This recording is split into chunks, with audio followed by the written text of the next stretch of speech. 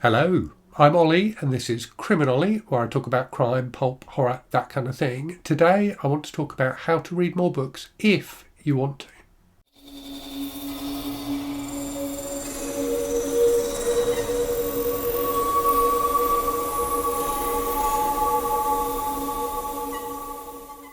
So this video was prompted by a series of videos that MJ from the channel Reading This Life has put up about how to become a reader. So these are videos really aimed at people who maybe aren't big readers at the moment, but who want to become big readers, who want to make books part of their life. And MJ's got some really good tips in those videos. So I do recommend checking them out if you're someone who wants to, get more into reading in 2024.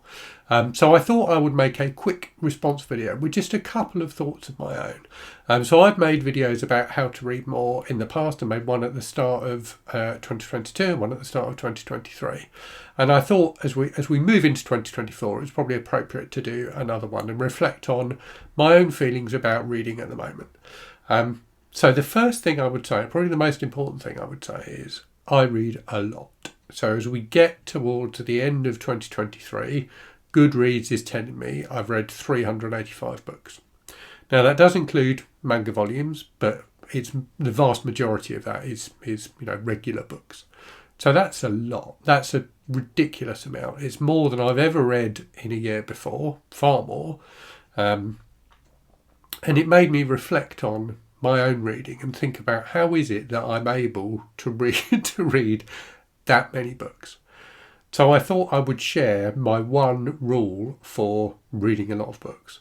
And it's a rule that comes with a caveat, as suggested in the intro for this video, which is you may not want to do this because, without wanting to sound bombastic about it, it takes a sacrifice. And the sacrifice is not really doing much of anything else. So reading is my main hobby by far. I read books and I talk about books on the channel, and that's really the only hobby I have. I used to play video games. I don't play video games anymore, really.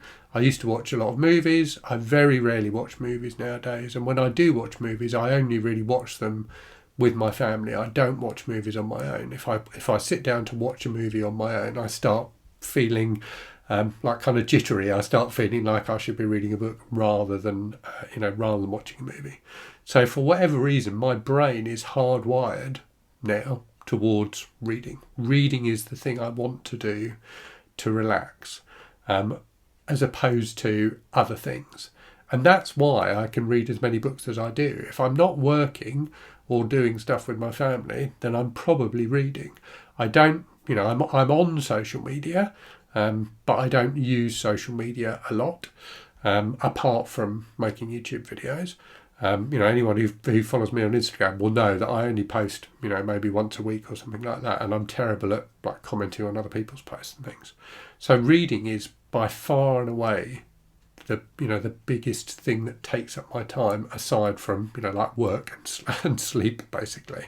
So I spend a lot of time reading, and that means I can read a lot of books. So if you want to read a lot of books in 2024, you need to find a way in your schedule to make time for that reading. But for many people, it won't be something that's easy to do, because you will find you get, for want of another word, bored after a while of reading. You will find you want to do something else. That's how I get if I watch a lot of TV. So over the Christmas period, there's been good, new stuff on Netflix. There's been good, Christmassy stuff on TV. And I've watched more TV than normal with my family as a family activity.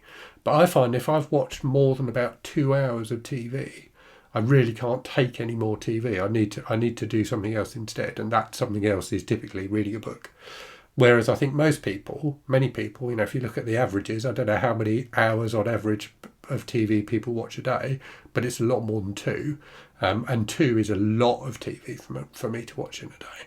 Whereas if you look at the average amount of time people spend reading a day, it's probably less than half an hour. Whereas I can easily spend 4 or 5 hours a day reading, if not more. The weekends I sometimes read more than that. So that's my answer to how to read more, is make more time for reading. But you may find that even if you make all the time in the world for reading, you don't want to read, and that's fine. You know, don't beat yourself up about it. Your brain will tell you what you want to do to relax, to unwind, to enjoy yourself, and you should let your brain and your instincts guide you. Just because I read tons of books doesn't mean everybody should read tons of books. Everyone is different. Everyone will have, you know, different things they need to do to unwind, as I say. So for me, my primary form of relaxation is reading, but that, you know, that definitely won't be the same for everyone. So yeah, don't look at my numbers and think that they're a goal or they're a target. They're absolutely not. They're just what I personally do, and I recognise that I am unusual. I'm a bit of a freak in terms of the amount that I read, the amount of time I spend reading. Not everyone is built like me, and that's probably a good thing.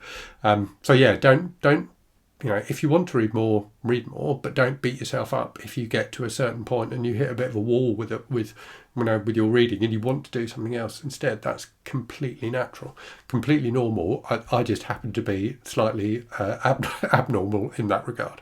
So I hope that was useful. I think most people can make more time for reading if they want to, but you may find that even if you do make that time, you are not focusedly reading during it, and you may lose focus because your brain just wants you to do something different. Anyway, let me leave it there and say, as always, thank you very much for watching. I hope you're safe and well out there. I hope you're reading good stuff, and I'll speak to you again very soon. Cheerio.